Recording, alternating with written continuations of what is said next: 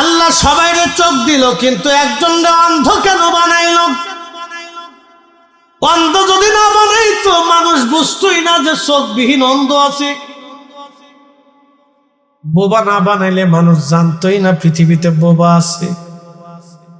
অন্ধ না বানাইলে মানুষ জানতোই না পৃথিবীতে অন্ধ আছে। এই জন্য আমার আল্লাহ অন্ধ বানাইয়া দিয়া জানাই দিল, আমি ইচ্ছা করলে চোখ দিতেও পারি, আবার নিতেও পারি। বোবা বানাইয়া আমার আল্লাহ দেখাইলো, বান্দারে বোবা বানাইতে পারি, আবার জবান দিতেও পারি। যেই মালিক জবান দিল সেই মালিকের জিকির হবে।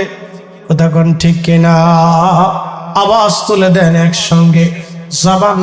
আমাদের দেশের ওহাবি যারা আছে তারা বলে কি জানেননি, আল্লাহরে জোরে জোরে চিল্লাই চিল্লাই ডাকা লাগবে, কে আল্লাহকে আস্তে আস্তে শোনে না। রসুলের একজন সাহাবী ছিলেন, তার নাম আব্দুল্লাহ জিল বাজাদাইন। মসজিদে নববীতে জোরে জোরে জিকির করতেন, আল্লাহ আল্লাহ আল্লাহ আল্লাহ করে। সাহাবীরা বিচারতেন, ইয়া রাসূলুল্লাহ, আব্দুল্লাহ জুল বাজাদাইনের জিকিরের কারণে আমরা ঘুমাইতে পারি না, কষ্ট হয়, নামাজে ব্যাঘাত হয়। নবীজি ডাকতে বলেন, সাহাবীরা আমার আব্দুল্লাহকে জোরে জোরে জিকির করতে দাও, তাকে নিবৃত করো না, নিষেধ করো না, তার জিকিরে তোমরা বাধা দিও না, কারণ সে অনেক কষ্টের মাধ্যমে ইসলাম পাইছে। তারে জোরে জোরে জিকির করতে দাও, তার জিকিরে বাধা দিও না। জোরে বলেন না মারহাবা। তাহলে জিকির জোরে করলে অপরাধ আছে? জমিন কার? একসাথে বলেন, জমিন কার? আসমান কার? সবকিছু কার? জবানকে দিছে। তাহলে এই জবানে আল্লাহর জিকির জোরে জোরেই হবে। কথা কোন ঠিক কিনা?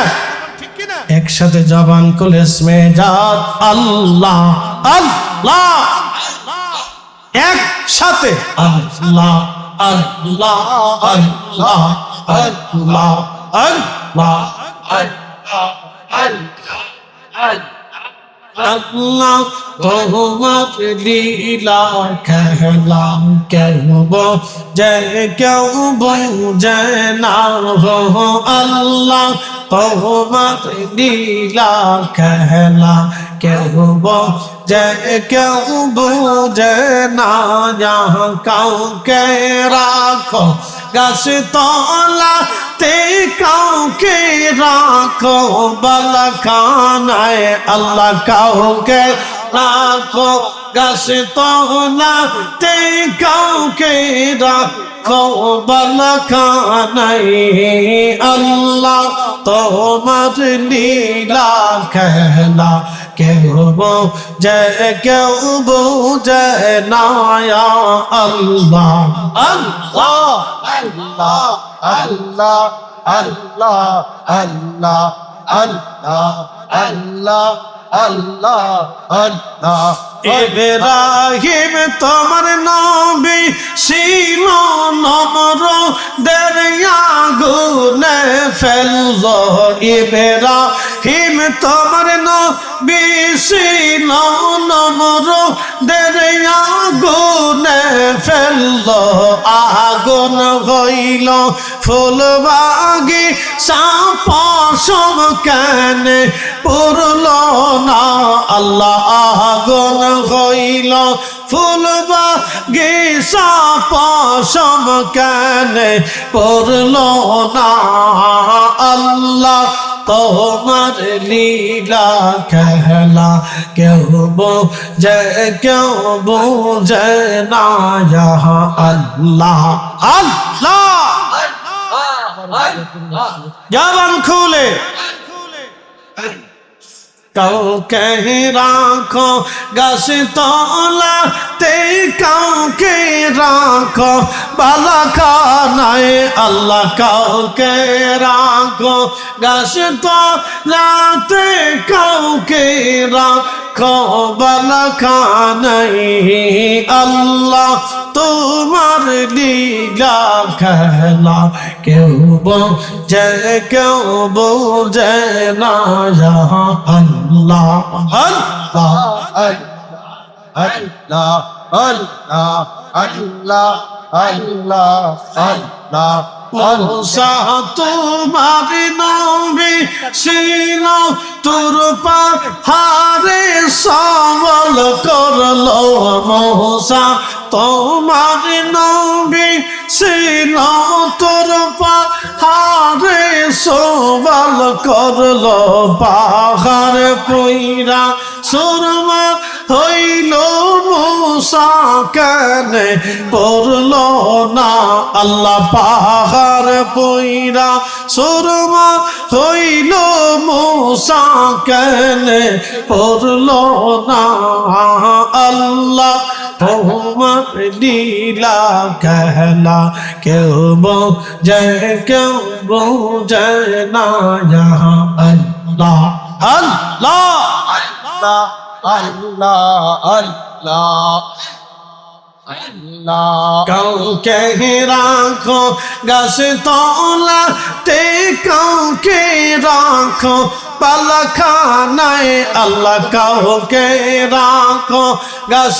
তলাতে কাউকে রাখো পালাখানায় আল্লাহ তোমার লীলা খেলা কেউ বোঝে কেউ বোঝে না আল্লাহ আল্লাহ আল্লাহ আল্লাহ আল্লাহ ইউনুস তোমার নবী ছিল তোর পাহাড়ে ইউনুস তোমার নবী ছিল মাসে তারে গিলে ফেলল মাসের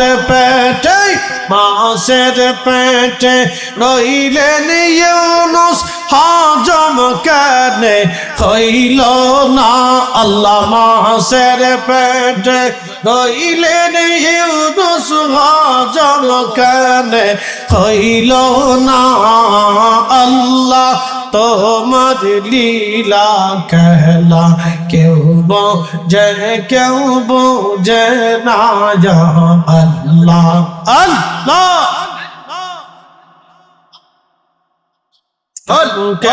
রাখো গাছ তলাতে কাউকে রাখো বালাখানায় আল্লাহ কাউকে রাখো গাছ তলাতে কাউকে রাখো বালাখানায় আল্লাহ তোমার লীলা খেলা কেউ বোঝে কেউ বোঝে না আল্লাহ আল্লাহ আল্লাহ ডাক দে বলে হাবিব আপনাকে দুনিয়াতে পাঠিয়েছি আমার আয়াত সমূহ আপনি তেলাওয়াত করে শোনাবেন বিধানাবলী জানাবেন এই আয়াতের দুইটা রূপ একটা রূপের নাম জাহের আর একটা রূপের নাম বাতেন এই কোরআনের দুইটা দিক একটা দিকের নাম জাহির আর একটা দিকের নাম বাতেন খুব মনোযোগ দিবেন আলিফ লাম মিম আলিফ লাম রা ইয়াসিন তাহা নুন কাফ হা ইয়া আইন সাদ এই যে হরফে মুকাত্তাগুলি কোরআনের ভিতরে এর অর্থ আজ পর্যন্ত কেউ জানে না আল্লাহ ওয়া রাসূলুহু আলাম আল্লাহ জানে নবী জানে আল্লাহ জানে নবী জানে একসাথে বলা যাবে না মারহাবা আল্লাহ জানে নবী জানে জোরে বলেন আল্লাহ জানে নবী জানে আল্লাহ জানে নবী জানে আল্লাহ রসুলের মাঝখানে যিনি জিব্রাইল আসছিলেন তিনিও জানতেন না জিব্রাইল ওহী নিয়ে এসে বললেন হুজুর আপনি পড়েন কাফ নবী বলেন আলিমতু হা আলিমতু ইয়া আলিমতু আইন আলিমতু সাদ আলিমতু জিব্রাইল বললেন কাইফা আলিমতু ইয়া রাসূলুল্লাহ ওয়ালা আলাম হুজুর আপনি কি করে জানেন অথচ আমি জিব্রাইল জানি না নবী বললেন জিব্রাইল আমি নবী আল্লাহ আমাকে জানান একবার জোরে বলা যাবে কি ইয়া রাসূলুল্লাহ বুঝতে কষ্ট হচ্ছে কিছু সময় কি তাহলে বসা যাবে একসাথে বলেন তো আল্লাহু আকবার নারে রিসালাত স্লোগানটা কি চলবে না বন্ধ হবে আজকে একদল বলতেছে এটা ফালতু স্লোগান তার মানে রাসূলের নামকে যারা ফালতু বলতেছে আমরা মনে করি ওরাই ফালতু ওর সত্য গোষ্ঠী ফালতু কথা কন না কেন ঠিক কিনা ওর 14 গোষ্ঠী ফালতু। আমার রসুলের নাম স্লোগান যদি ফালতু হয় তাহলে বুঝতে হবে ওর 14 গোষ্ঠী ফালতু। হাত উঁচা করে বলেন ঠিক কিনা?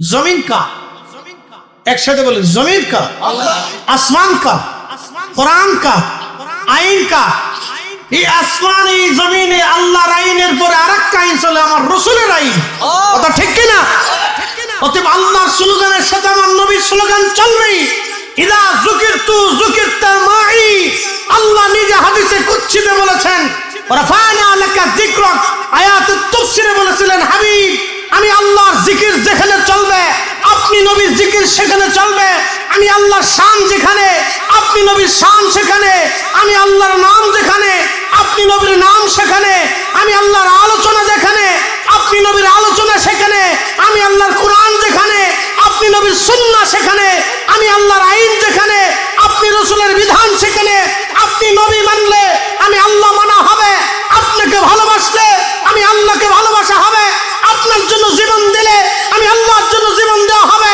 আপনাকে কষ্ট দিলে আমি আল্লাহকে কষ্ট দেওয়া হবে আপনার পক্ষ নিলে আমি আল্লাহর পক্ষ হবে অতএব আল্লাহর স্লোগানের পরেই নারায়ে রিসালাতের স্লোগান জমিনে চলবেই চলবেই চলবেই যারা ফালতু বলবে ওরা 14 গোষ্ঠী ফালতু কথা বলে ঠিক না ঠিক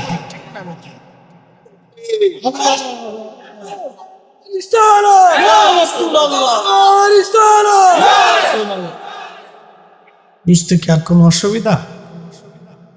এই বুঝতে হবে দুশ্মনের রসুলের অভাব বাংলাদেশে রন্দে রন্দে ছড়িয়ে গেছে।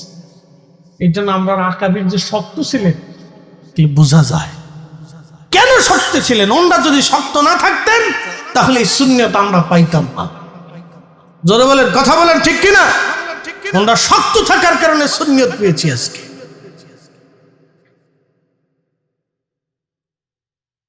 প্রিয় কুমিল্লাবাসী খুব মনোযোগ দিবেন, হাজিরিন কথাগুলি ভালো করে শুনে যাবেন। আল্লাহ বললেন হাবিব উম্মতকে আয়াত শিখাবেন। এই যে হরফে মুকাত্তা তার পাসওয়ার্ড আল্লাহ এবং তার রাসূল ছাড়া আর কেউ জানে না। তবে আল্লামা কাজী সানাউল্লাহ পানিপতি রাহমাতুল্লাহ আলাইহি তাফসীরে মাজহারিতে আলিফ লাম মিম তাফসীর করতে যায় তিনি লেখেন এই আয়াতের তাফসীর আল্লাহ জানতেন, আল্লাহর পরে রাসূল জানতেন। এটা আল্লাহর এক ধরনের পাসওয়ার্ড, গোপন সাংকেতিক শব্দ। আল্লাহ এবং তার নবী ছাড়া কেউ জানতো না। আল্লাহর রাসূল জানতেন, আল্লাহর নবী তার বিশেষ বিশেষ উম্মতদেরকে জানিয়ে দিলেন। এই বিদ্যাটা কালব হয়ে কালব, সিনা হয়ে সিনা হয়ে আসে। আল্লাহর ওলিদের ছাড়া এই বিদ্যা পাওয়া যায় না। এই হরফগুলির পাসওয়ার্ড যার কাছে থাকবে তিনি আনা সাগরের পানি একটা লোটার ভিতরে নিয়ে আসতে পারবে। তিনার আঙ্গুলের ইশারা দিলে নদীর পানি উজানে রওনা হয়ে যাবে। আস্তে হয়ে গেল না? সুবহানাল্লাহ। এই পাসওয়ার্ড যার কাছে আছে জায়নামাজ বিছায় দিলে নদীর উপর দিয়ে জায়নামাজ চলবে।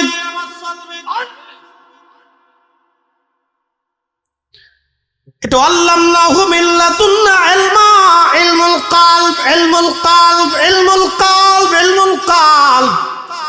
এটা কালবের বিদ্যা। এই বিদ্যা শেখার জন্য আমার আল্লাহ মুসা আলাইহিস সালামকে খিজির আলাইহিস সালামের কাছে পাঠিয়েছিলেন। আল্লাহ মুসা নবীরে খিজির আলাইহিস সালামের কাছে আল্লাহ পাঠিয়েছিলেন, যাও মুসা ওইখানে গেলে বিদ্যা শিখবা। মুর্শিদের চরণ বিহনে এ জীবন মিশে। বুঝতে অসুবিধা হয়? ঘুমাইছে আপনাদের? ঘুমানোর সুযোগ নেই। রাত 1টা বাজে তো আসতে পারে। সারাদিন পরিশ্রম করেন, দুর্বলতা আসে। আর মাহফিল তো এটা রহমতের জায়গা। এখানে আল্লাহ কালবে সাকিনা দেয়। পৃথিবীর কোথাও ঘুম না আসলে এই জায়গা আসবে। বাংলাদেশে যারা দেখবেন মানুষের রক্ত শুষি খায়, 2 নম্বরই করে টাকা কামাই করে, তারা ঘুমাইতে পারে না। তাদের চোখ থেকে আল্লাহ ঘুম কেড়ে নেয়। কিন্তু আশিক রসুল যারা দুরূদ শরীফ পড়তে পড়তে ঘুমায় পড়ে, কি যে ঘুম হয়! এই ঘুমের ভিতরে দুনিয়া জান্নাত টান্নাত দিয়ে আসমান জমিন দিয়ে ঘুরে ঘিরে চলে আসে, কি মজার একটা ঘুম। কথা কোন ঠিক কিনা? হাজার হাজার কোটি টাকা দিলে এই ঘুম কিনতে পাওয়া যায়, এবার ঘুমাইতে পারে না, ঘুম আসে না, পরে শেষে বোতল খেয়ে ঘুমায়। কি খেয়ে ঘুমায়? বোতল খেয়ে ঘুমায়, বোতল ঘুম আসে না। মনোযোগ দেন আল্লাহর ওলির মুরিদ সন্তানেরা,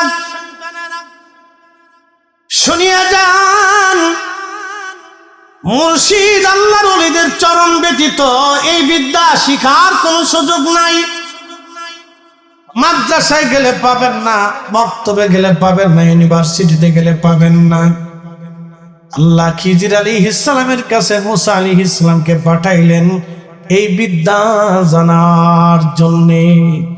হযরতে খাজা বাবা আজমিরি উসমান হারুনির কাছে গেলেন বিদ্যা জানার জন্যে। মুজাদ্দিদ আল ফসানি সেরহিন্দি খাজা বাকিবিল্লাহর কাছে গেলেন বিদ্যা জানার জন্যে। বন্ধু, খুব মনোযোগ দিয়ে কথাগুলি শুনবেন। প্রত্যেক ওলিরা তাদের আপন আপন মুর্শিদের কাছে গেছে বিদ্যা জানার জন্যে। মুর্শিদের চরণ বিহনে এ জীবন মিশে। ওরে আল্লাহ নবীর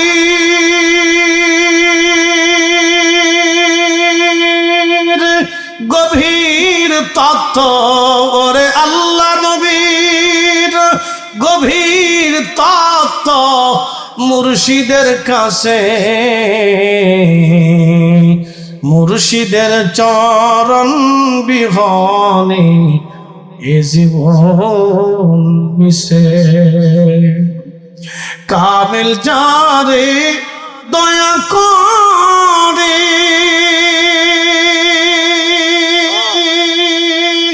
আউলিয়া বানাইতে পারে, ঠিক কিনা? কামিল যারে দয়া করে আউলিয়া বানাইতে পারে, ওরে এক পলকে নিতে পারে, ওরে এক পলকে নিতে পারে মদিনা শহর। কি কথা কর না কেন? মুর্শিদের চরণ বিহনে এ জীবন মিশে, মুর্শিদের চরণ বিহনে এ জীবন মিশে।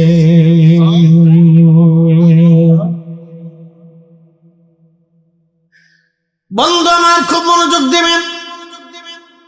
বিশ্ববিখ্যাত আল্লাহর ওলি জালালউদ্দিন রুমি রাহমাতুল্লাহ আলাইহি বর্তমান তুরস্ক দেখেন, বিরাট উন্নত দেশ। ইউরোপ মহাদেশের একটা দেশের নাম তুর্কি। এই তুর্কি দেশের একটা অঞ্চল আছে রোম। এই রোম শহরে হযরতে জালালউদ্দিন রুমি রাহমাতুল্লাহ আলাইহির বাড়ি। অনেক বড় শানওয়ালা আলিম। তুর্কিরা আগে থেকে ধনী, ওরা অনেক আগে থেকে ধনী, কারণ এই তুরস্ক ছিল রোম সাম্রাজ্যের রাজধানী কনস্টান্টিনোপল। বুঝতেই পারতেছেন, এই রোম সাম্রাজ্যের রাজধানীর নাম ছিল কনস্টান্টিনোপল। ৬-৭ হাজার বছর ধরে এটা রাজধানী। বিরাট বড় তাদের, বিরাট বড় তাদের ওই আপনার দুর্গ ছিল কনস্টান্টিনোপল। পৃথিবীর কোন শক্তি কনস্টান্টিনোপল জয় করতে পারে নাই। আল্লাহর নবী বলেছিলেন, আমার উম্মতের ভিতরে একজন উম্মত হবে, একজন বিজেতা হবে, যিনি কনস্টান্টিনোপল বিজয় করবে। যারা এই যুদ্ধে অংশগ্রহণ করবে আল্লাহ তাদের সবাইকে মাফ করে দিবে। তারা কতই না উত্তম সেনাবাহিনী, আর যিনি এই কনস্টান্টিনোপল বিজয় করবেন সে কতই না উত্তম যুবক। সেই কনস্টান্টিনোপল বিজয় করেছিলেন সুলতান ফাতে মুহাম্মদ। একসাথে বলবেন আল্লাহু আকবার। তাহলে আল্লাহর নবী যা বলেছেন এটাই ঠিক। কথা কন না কেন? নবী যা বলেছেন এটাই ঠিক, নবী যে যা বলেছেন তাহা হবেই। কথা কন না কেন? আল্লাহর নবী ভবিষ্যৎবাণীগুলি যা যা দিয়ে গেছে তা হবেই। কি কথা কেন হবে না? আল্লাহর নবী বলেছেন এই ভারত উপমহাদেশে গাজওয়াতুল হিন্দ হবে, প্রচন্ড যুদ্ধে এক সাগর রক্তের ভিতরে 3% মুসলমানের 1% মুসলমান শহীদ হয়ে যাবে, আর 1% মুসলমান পালিয়ে যাবে, আর 1% মুসলমান জিহাদে অংশগ্রহণ করে বিজয় নেবে। মুসলমানের রক্তে হাঁটু পর্যন্ত রক্ত জমিন ভিজে যাবে। এটা গাজওয়াতুল হিন্দ। আল্লাহর নবী যা বলেছে সেটাই হবে। গাজওয়াতুল হিন্দ হবে, অবশ্যই হিন্দুস্তানি মহাপ্রলয়কারী ভয়ঙ্কর যুদ্ধ হবে। এই যুদ্ধে একদল মুসলমান পালিয়ে যাবে, আর একদল মুসলমান শহীদ হয়ে যাবে, আর একদল মুসলমান আল্লাহর উপর ভরসা করে জিহাদ করে করে বিজয় অর্জন করবে। একসাথে বলা যাবে না আল্লাহু আকবার। আল্লাহর নবী যেটা বলেছেন সেটাই হবে, ঠিক কিনা? হবে, বিশ্বাস আছে?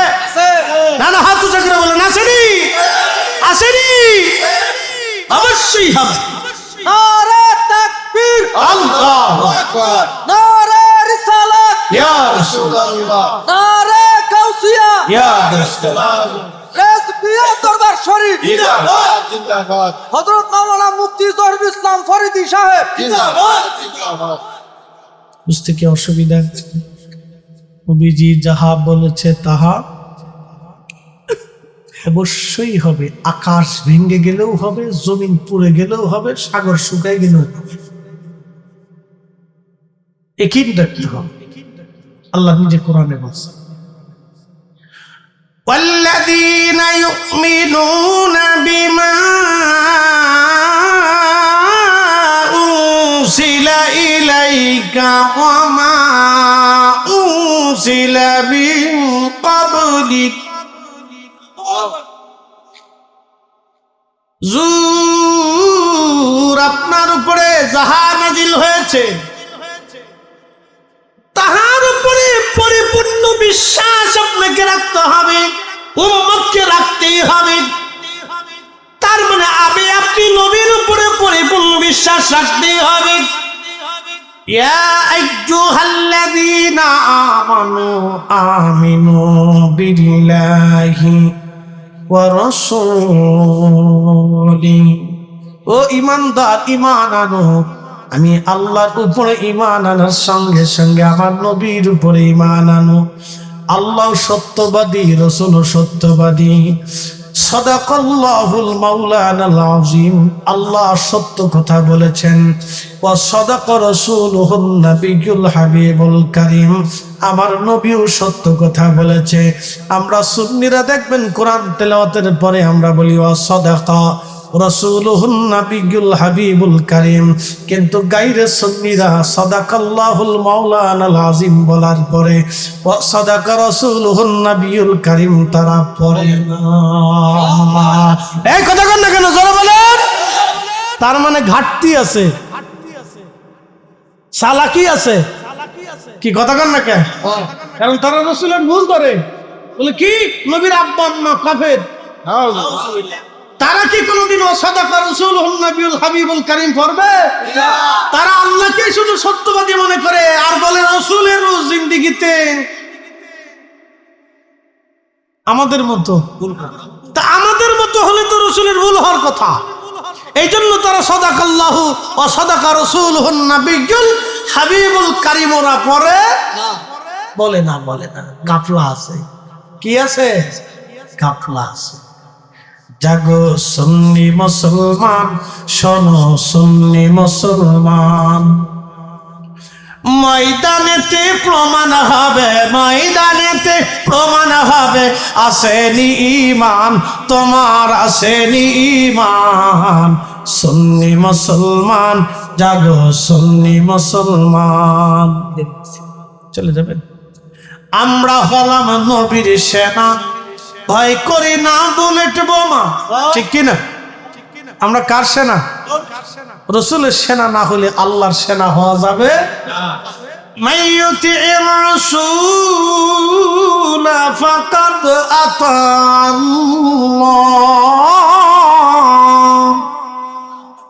আল্লাহ বলেন হাবিব আপনাকে মানলে আমি আল্লাহ মানা হয়। এই কোরআনে বলছে, কে বলছে? হাবিব আপনাকে মানলে আমি আল্লাহ মানা হয়, নবী মানলে আল্লাহ মানা হয়, নবীর গোলামি করলে আল্লাহর গোলামি হয়, নবীর সৈনিক হলে আল্লাহর সৈনিক হয়। এই জন্য আমরা বলি আমরা হলাম নবীর সেনা, ভয় করি না বুলেট বোমা। কথা কোন ঠিক কিনা? ইতিহাসে লেখা আছে কারবালার প্রমাণ। সুন্নি মুসলমান জাগো, সুন্নি মুসলমান, বলেন সুন্নি মুসলমান জাগো, সুন্নি মুসলমান।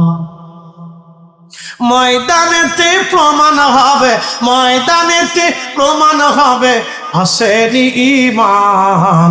সুন্নি মুসলমান জাগো, সুন্নি মুসলমান। আল্লাহুম্মা সাল্লি আলা সাইয়্যিদিনা মাওলানা মুহাম্মাদ ওয়া আলা আলি সাইয়্যিদিনা মাওলানা। বন্ধু, পূর্বতন একজন আল্লাহর ওলির জীবন থেকে আপনাদেরকে শোনাই, খুব মনোযোগ দিবেন। পূর্ব জমানার একজন আল্লাহর ওলি প্রত্যেক দিন 24 ঘন্টা খানকার ভিতরে আল্লাহর ইবাদতে কাটাইতো। লোকটা ছিল যুবক, আল্লামা ইমাম আবুল ফারাজ ইবনুল জৌজি। 900 বছর আগে উনি ওনার কিতাব উয়ুনুল হিকায়াতের মধ্যে তিনি লিখতেছেন, ওই যুবক 24 ঘন্টা আল্লাহর ইবাদতে কাটাইতো। এলাকার কিছু বখাটে লোকজন তারা চিন্তা করলো এই যুবকটা 24 ঘন্টা আল্লাহর ইবাদতে কাটায়, অবশ্য তার একটু পরীক্ষা নিরীক্ষা করার দরকার, লোকটা কেমন ইমানদার। ওই বখাটে লোকজন একজন পতিতা নারীকে ঠিক করলো। ওই পতিতা নারীকে বলল তোমাকে পয়সা করে দিব, কিন্তু শর্ত হলো ওই যুবকের খানকার ভিতরে যে তার সঙ্গে জেনা করা লাগবে। আল্লাহর ওলিকে পরীক্ষা করার জন্য এই লোকগুলি, দুষ্ট লোকগুলি মহিলাকে নিয়োগ দিল, পয়সার প্রলোভন দেখাইল। এক পতিতা বেহায়া নারী, এই নারী পয়সার লোভে পড়ে ওই যুবকের সঙ্গে জেনা করার জন্য। একদিন রাত্রিবেলা বৃষ্টি নামা শুরু হয়ে গেল। চিন্তা করল আজই সুযোগ, এই সুযোগেই তার কাছে যেতে হবে। খানকার দরজার টুকা লাগায় বলল, হে আল্লাহর বান্দা দরজা খোলেন। বলে কে আপনি? বলে আমি একজন নারী, বিপদগ্রস্ত, বিপদে পড়ে আপনার খানকার দরজার সামনে আসছি। বলে এত রাত্রে? বলে হ্যাঁ, বৃষ্টির রাতে আমি পথ হারিয়ে ফেলছি, আমি বিপদগ্রস্ত, সাহায্য যদি না করেন তাহলে একজন নারীর জীবন নষ্ট হবে। ওই মহিলাকে সাহায্য করার জন্য যুবক সৎ মনে দরজা খুলে দিল। দরজা খুলে দেওয়ার পরে এই যুবক মহিলাকে তার খানকার ভিতরে পর্দা টানাইয়া আলাদা ব্যবস্থা করে দিয়ে বলল আপনি ভিতরে থাকেন, সকালবেলা বৃষ্টি থেমে যাওয়ার পরে আপনি চলে যাবেন সূর্য ওঠার পরে। মহিলার মনে তো ভিন্ন চিন্তা। আল্লাহর ওলি যুবক নামাজে দাঁড়ায় গেল, নামাজ পড়তেছে। এমন সময় মেয়েটা তার আসল রূপ প্রকাশ করার জন্য অর্ধ উলঙ্গ হয়ে অঙ্গভঙ্গি দিয়ে এই যুবকের সামনে আস্তে করে দাঁড়ায় গেল। বারে বারে অঙ্গভঙ্গি দেয়। যুবক নামাজের মধ্যে তার মনটা ওই যুবতীর নারীর দিকে চলে যাচ্ছে বারবার, কারণ সে তো যুবক। অন্তরটা ওই দিকে লোভ দিয়ে দিচ্ছে, শয়তান বারবার ধোঁকা দিচ্ছে। যুবক চিন্তা করলো সর্বনাশ, যে মহিলারে ঘরের মধ্যে আনলাম বাঁচানোর জন্য, সে কিনা আমার জীবন নষ্ট করার জন্য আজ আসছে। আমি যদি এই মহিলার প্রেমে পড়ে জেনার মধ্যে যদি উদ্বুদ্ধ হয়ে যায় তাহলে আমার জীবন সর্বনাশ হয়ে যাবে। যুবক চিন্তা করলো হায় হায়, অতল গহ্বরে জাহান্নামের মধ্যে পোড়া লাগবে। চিন্তা করিয়া যুবক তার মনকে, নফসকে ডাক দে, বলে নফস রে, তুই তো বারবার আমাকে ঘুরিয়ে দিচ্ছিস জেনা করার জন্য, জাহান্নামের আগুনে পোড়ার আগে আগে দেখ তুই দুনিয়ার আগুনে পুড়িয়া দুনিয়ার আগুনের স্বাদ কেমন। এই কথা বলার পরে ওই যুবকটা তখন নিজের আঙ্গুলটা আস্তে করে আগুনের মধ্যে তার প্রদীপের মধ্যে ঢুকাই দিল। আগুন জ্বলতে লাগলো, আঙ্গুলটাও পুড়তে লাগলো। এইভাবে প্রথম আঙ্গুল পোড়াই আবার নামাজে দাঁড়ায় গেল। মনটা ঘুরে গেল, আবার ওই নারীটা অঙ্গ ভঙ্গি দেয়। যুবকের মন ওই দিকে আবার ছুটে যেতে লাগলো। আবার আর একটা আঙ্গুল আগুনের মধ্য দিয়ে পুড়িয়ে ফেললো। আবার পুরানোর পরে আবার মেয়েটা অঙ্গ ভঙ্গি দেয়। যুবক মন তো বারবার ওই জেনার দিকে তার মন ঘুরে যেতে লাগলো। আবার আঙ্গুলটা আর একটা ঢুকাই দিল। এইভাবে সারা রাত্র ভরে জেনা থেকে বাঁচার জন্য ওই যুবক আল্লাহর ওলি তার হাতের 10টা আঙ্গুল আগুন দিয়ে পোড়ায় ফেললো। একবার জোরে বলা যাবে আল্লাহু আকবার। তেলের গাড়ি তেলে চলে,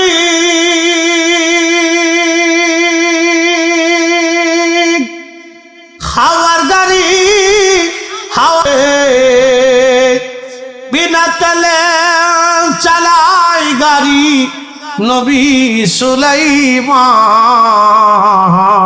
আমরা সেই মুসলমান, আমরা সেই মুসলমান।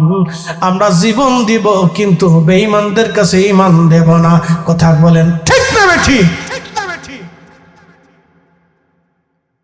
বাতিলের সাথে কোনো আপোষ হতে পারে না, মিথ্যার কাছে কখনো মাথা নত হতে পারে না। আল্লাহর ওলির বড় সন্তানেরা খুব মনোযোগ দিয়ে কথা শুনে যাবেন। হাজিরিন, এই যুবক 10টা আঙ্গুল পুড়িয়ে ফেললো। আল্লাহ তাকে মহিলা থেকে বাঁচানোর জন্য মেয়েটা স্টক করে আল্লাহ তার জান কবজ করাইল। জান কবজ হয়ে যাওয়ার পরে মেয়েটা যখন খানকার ভিতরে মারা গেল, তখন ওই যে বকেটা লোকগুলি তারা চিন্তা করলো মেয়েটা তো মরে গেছে, এখন তারে ফাঁসানোর জন্য আর একটা বুদ্ধি করলো। রাষ্ট্রের সৈন্যবাহিনী রাজার সৈন্যদেরকে ডেকে এনে বলল, দেখো এই খানকারের ভিতরে একটা মেয়ে মারা গেছে, ওই যুবকটা এই মেয়েটাকে ধর্ষণ করে হত্যা করে ফেলছে। এই ঘটনা গোপনে চাপা দেওয়ার জন্য মেয়েটাকে মেরে ফেলে দিচ্ছে। পড়ছেন আর এক বিপদে, নতুন বিপদ। আল্লাহ তার ওলিদেরকে পরীক্ষা করে। রেজবি হুজুরকে ভৈরবের নদীর মধ্যে ফেলে দেওয়ার পরে 45 ঘন্টা পরে আল্লাহ ভাষায় উঠাইছে। এই কথা কর না কেন, জোরে বলে।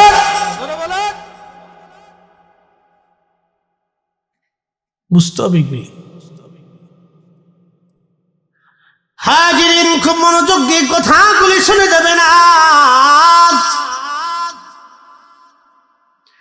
আল্লাহর বান্দাকে আল্লাহ নতুন করে বিপদের মধ্যে ফেলে দিলেন। রাজার সৈন্যরা তাকে ধরে নিয়ে গেল, রাজ দরবারে বিচার বসবে। রাজা ডাক দিয়ে বলল, যুবক, তোমার খানকার ভিতরে সে মার্ডার হয়েছে, মারা গেছে, মৃত্যু হলো খানকার ভিতরে। লোকেরা বলতেছে তুমি তাকে দর্শন করেছো এবং হত্যা করে ফেলছো ধামা চাপা দেওয়ার জন্য। আমি রাজা, আমি জানি তুমি বুজুর্গ, কিন্তু যুবক শোনো, বিচারক সব সময় বিচার করার জন্য তিনি সাক্ষী তলব, সাক্ষীর মাধ্যমে তিনি বিচার করেন। যার কাছে সাক্ষীর ওজন যত বিরাট তার পক্ষে বিচার চলে যাবে। মহিলা মারা গেছে এটা সত্য, তোমার খানকার মধ্যে মারা গেছে এটা সত্য। যুবক রে, আমি জানি তুমি বুজুর্গ, আমি এটাও জানি তুমি হত্যা করো নাই, কিন্তু জানা সত্ত্বেও তোমার পক্ষে কোনো সাক্ষী না থাকায় আমি তোমার বিরুদ্ধে রায় দিলাম মৃত্যুদণ্ড। যুবক ডাক দিয়ে বলতেছে, বাচ্চা, মৃত্যুদণ্ড আপনি আমাকে দিয়েছেন, ঠিক আছে মেনে নিলাম, কিন্তু আমার কি একটু সময় দেওয়া যাবে? বলে, কি সময় চাও? বলে, আমি 2 রাকাত নামাজ পড়ে আমি আমার মালিকের সাথে একটু কথা বলতে চাই। একসাথে বলবেন কি মারহাবা। ওই জমানার উম্মত থেকে এই জমানার উম্মতের পাওয়ার 70 গুণ। কত গুণ? তারা যদি আল্লাহর সাথে কথা বলতে পারে তাহলে এই জমানার ওলিরা আমার আল্লাহর সাথেও কথা বলে।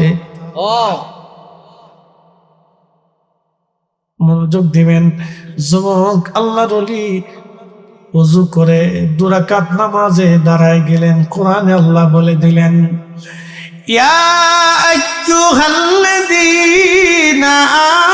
আমানুস্তাঈনু বিস-সাবরি ওয়াস-সালাহ।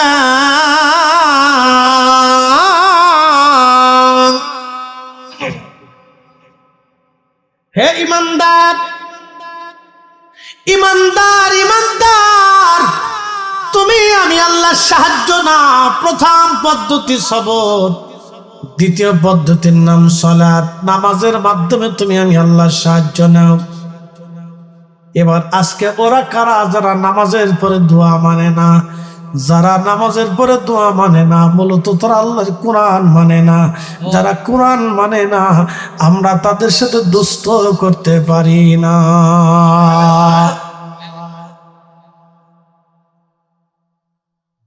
তাদের সাথে বন্ধুত্ব হতে পারে না। আচ্ছা বলেন তো, একটা লোককে আপনি খুব আদর করেন, খামান, খরচা করে, এখন সে আপনি মরে গেল, দোয়া করলো, তো তার সাথে বন্ধুত্ব করে লাভ কি? হ্যাঁ, তো হেতারে খাওয়ানো সেটা তো কুত্তা খাওয়ানো বালা। কেউ কথা কন না, আস্তে আস্তে করতেছেন যে আপনার চুপচাপ রয়েছেন, ঘুম টুম দিলেননি? উঠেন উঠেন উঠেন উঠেন উঠেন। কথা কি খারাপ কইছিনি? একটু বাড়ির কুত্তা খাওয়ানি ভালো। হেতার লাগে দুষ্টামি করে লাভ কি? যে আমার মরার পরে দোয়া করতো না, হেতার সাথে দুষ্টামি করে বলতো লাভ নাই। বিফল বিফল বিফল বিফল।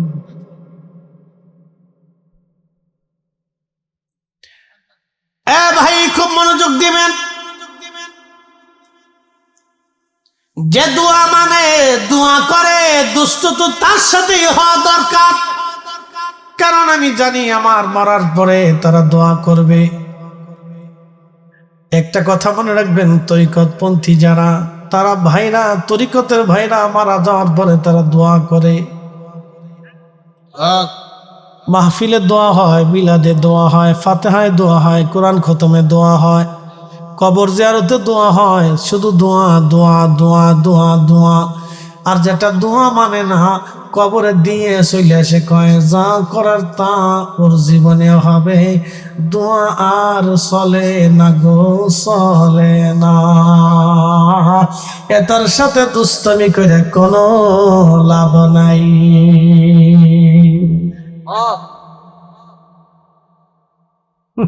খাও দুষ্টামি, বেহুদে খাওয়াবে। কুমিল্লার মুসলমান মনোযোগ দিবেন। আল্লাহর বান্দা 2 রাকাত নফল নামাজ পড়ার পরে খোদার দরবারে হাত বাড়ায় দিয়ে বলেন, হে রব, আমি জানি আমি তো জেনাও করি নাই, ওই মেয়েটাকে মারিও নাই। আল্লাহ, আমার তো বিশ্বাস আমি যেটা অপরাধ করি নাই অবশ্যই তুমি আমাকে সেই অপরাধের শাস্তিও তুমি আমাকে দিবা না। আল্লাহ, মৃত্যুকে ভয় পাচ্ছি না, আমি মারা যাব তাতে আমার কোনো চিন্তা নাই, কারণ আজ হলেও মরবো, কাল হলেও মরবো, ফাঁসির কাশিতে ঝুলেও মরবো, সাপের কামড়েও মরবো, রোগেও মরবো, শোকেও মরবো, আজও তো কাল মরবই। রব্বুল আলামিন, মৃত্যু নিয়ে আমার কোনো চিন্তা নাই, কিন্তু চিন্তা আমার একটা, আমি এই সময় যদি মারা যাই তাহলে আলেম আবেদ ওলিদের কলঙ্ক হয়ে যাবে, কারণ আমি বুজুর্গ, আর লোকেরা বলবে এই লোকটা ভণ্ড, সে জানা করে একজন নারীকে হত্যা করে ফেলছে। রব্বুল আলামিন, আমারে কোনো আবেদ আলেম ওলির কলঙ্ক বানাইও না আল্লাহ। আল্লাহ, আমারে কোনো আলেম আবেদ ওলির কলঙ্ক বানাইও না আল্লাহ। আল্লাহর দরবারে দোয়া করতে লাগলো, কথা বলতে লাগলো আমার মালিকের সাথে। আমার মালিক আমার আল্লাহর সাথে সাথে দোয়া কবুল করে নিলেন। একসাথে বলবেন না সুবহানাল্লাহ? কবুল করার সঙ্গে সঙ্গে ওই মেয়েটা জিন্দা হয়ে গেল। কি হয়ে গেল? জিন্দা হয়ে গেল। আগের যুগের অলিদের কারণে যদি মরা মানুষ জিন্দা হয়ে যায়, তাহলে এই যুগের অলিদের কারণেও মরা মানুষ জিন্দা হবে। তাদের সম্মান বাঁচানোর জন্য আমার আল্লাহ মরারে জিন্দা বানাবে। অতএব রাজারে ফকির বানাবে, ফকিরকে রাজা বানাবে। আল্লাহর অলিদের গায়ে যারা হাত দিতে চায়, আল্লাহর অলিদের দরবার মাজার যারা ভাঙতে চায়, তাদের জন্য আগামীর বিরাট বড় শনি সংকেত, কপালে শনি লেগে যাবে। কথা কন না কেন? ঠিক না? কপালে কি লাগবে? শনি লেগে যাবে।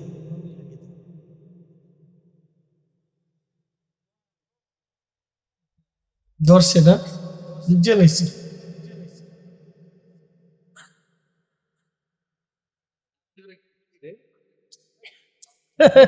কিরে তুই ঘুমাইস নে? বাপরে, কত বাজে? 1:30 বেজে গেছে, এখনো ঘুমাইনি। খুব কড়া। ওরা আগামীকাল ওরাই থাকবে, আমরা চলে যাব। ওরাই পতাকা নিয়ে, ওরাই জমিনে সুন্নিয়তের ঝান্ডা নিয়ে থাকবে, আমরা কবরে চলে যাব। কথা কোন ঠিক কিনা? ঠিক কিনা? আগের যুগের ওলির ইজ্জত বাঁচানোর জন্য যদি আল্লাহ মরা জিন্দা বানায়, একসাথে বলুন আল্লাহু আকবার। আল্লাহ قل اللهم مالك الملك تؤتي الملك من تشاء।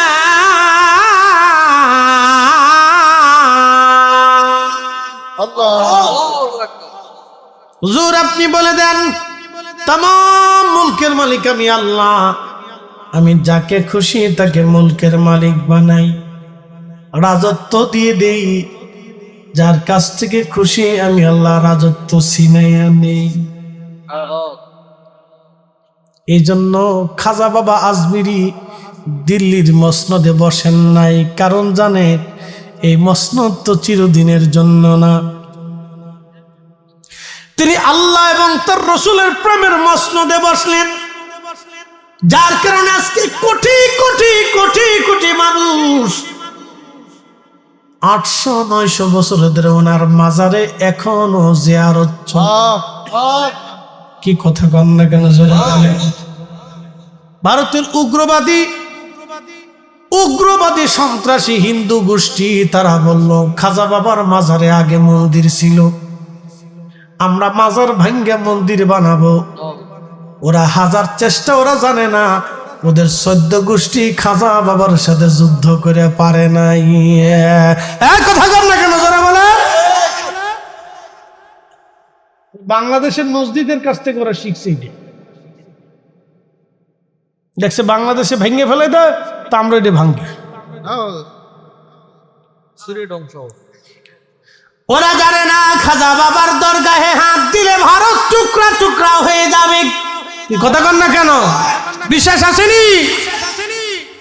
ভারত টুকরা টুকরা হয়ে যাবে, ভারত টুকরা টুকরা হবে। ওরা জানে না ওরা কোথায় হাত দিতে চায়। এরা নতুন নতুন ফেসবুকের হিন্দু, নতুন নতুন ফেসবুকের হিন্দু, ফেসবুক থেকে হিন্দু হয়েছে আর কি, বুঝে নাই, বুঝবে না। একটু রক্ত মনে হয় গরম হয়েছে আর কি, বেশি বুঝতেছে না। কোথায় হাত দিবার চা? 850 বছরে কেউ সাহস করে নাই যা কোনোদিন। কি কথা কন না কেন? 850 বছরে কেউ কোনোদিন সাহসই করে। ওরা সাহস করবার চায়, ল্যাংটা ফ্যাংটা আজেরে বাজিরে কিছু। শুনিয়া যান সুন্নি মুসলমান, সেই জমানার ওলির ইজ্জত বাঁচানোর জন্য আল্লাহ মরাকে জিন্দা বানাই দিলেন। একসাথে বলবেন আল্লাহু আকবার। এই জমানার ওলির ইজ্জত বাঁচানোর জন্য আল্লাহ রাজত্ব ধ্বংস করে দেবেন। কথা বলেন, কথা বলেন। রাজত্ব ছিনিয়ে নেবেন, কথা কন না কেন? অপমান অপদস্থ আল্লাহ করাবেন, কোন চিন্তার কারণ? জিন্দা হয়ে গেল মহিলা, জিন্দা হয়ে মহিলা কথা বলা শুরু করলো, শোনো, তোমরা তাকে আজকে অপরাধী ভাবতেছ, এই যুবক আল্লাহর ওলি আমাকে হত্যা করেই নাই, আমার সাথে জেনাও করে নাই, বরং আমার বাহানা থেকে বাঁচার জন্য তার 10টা আঙ্গুল সে আগুন দিয়ে পুড়িয়ে ফেলে দিয়েছে। তার আঙ্গুলের দিকে তাকাও, সে 10টা আঙ্গুল পুড়াইয়া আমার খপ্পর থেকে, জেনা থেকে নিজেকে হেফাজত করেছে। এই কথা বলে মহিলা আবার মৃত্যু কোলে ঢলে পড়ল। বাচ্চা দৌড়া এসে দেখলো, হ্যাঁ 10টা আঙ্গুল তার আগুন দিয়ে পোড়ানো আছে। বাচ্চা বলল, হুজুর ক্ষমা করে দেন, ভুল হয়ে গেছে আমাদের, ক্ষমা করে দেন, আপনি নির্দোষ। একবার জোরে বলা যাবে কি আল্লাহু আকবার? বলেন অলিদের ইজ্জতের মালিক কে? মান আদালি ওয়ালিয়ান, মান আদালি ওয়ালিয়ান, মান আদালি ওয়ালিয়ান ফাকাদ আযানতুহু বিল হার। আল্লাহর ওলিদের সাথে যারা দুশমনি করে, আমার আল্লাহ তার সাথে যুদ্ধ করে। আল্লাহর ওলিদের সাথে যারা দুশমনি করে, আমার আল্লাহ তাদের সাথে যুদ্ধ করে। কথা বলেন ঠিক কিনা? অতএব আল্লাহর ওলিদের সাথে যারা যুদ্ধ করবে, আমার আল্লাহ তাদের সাথে যুদ্ধ করবে। কপাল নসিব এমন পুরা পড়বে যেই পুরার আর বাপ মা নাই। কথা ক্লিয়ার, কোনো ভেজাল টেজাল নাই। জমিন আল্লাহর ওলিদের, কিয়ামত পর্যন্ত জমিন আল্লাহর ওলি টিকে থাকবে। কারণ ওলি না থাকলে পৃথিবী ধ্বংস হয়ে যাবে, পৃথিবী ধ্বংস হয়ে যাবে, পৃথিবী ধ্বংস হয়ে যাবে। ওলি না থাকলে পৃথিবী ধ্বংস হবে। কিয়ামত পর্যন্ত জমিনে ওলি থাকবে, ওলি শূন্য হবে না। ওলি আল্লাহর বাংলাদেশ, শহীদ গাজীর বাংলাদেশ, রহম করো আল্লাহ, রহম করো আল্লাহ। এই শাহজালালের বাংলাদেশ, শাহপরানের বাংলাদেশ, রহম করো আল্লাহ, রহম করো আল্লাহ।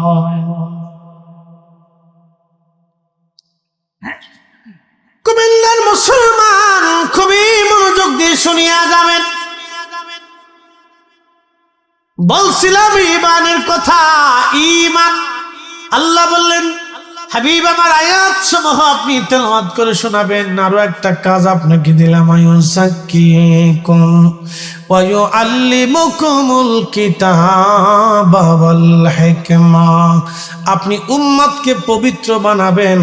আচ্ছা বলেন, রাসূল যদি, নবীর আব্বা আম্মা যদি কাফের হয়, তাহলে আব্বা আম্মা কাফের হইলে আল্লাহ বলেন, ইন্নামাল মুশরিকুনা নাজাসুন, প্রত্যেক মুশরিকরা হলো নাপাক।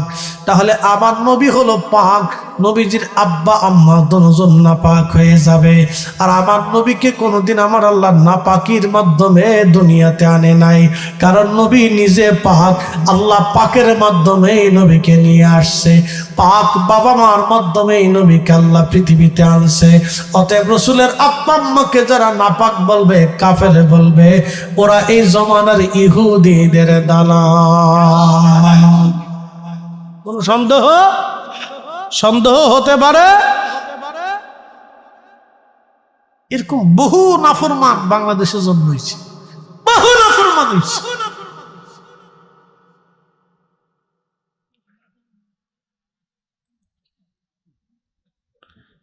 শোনেন,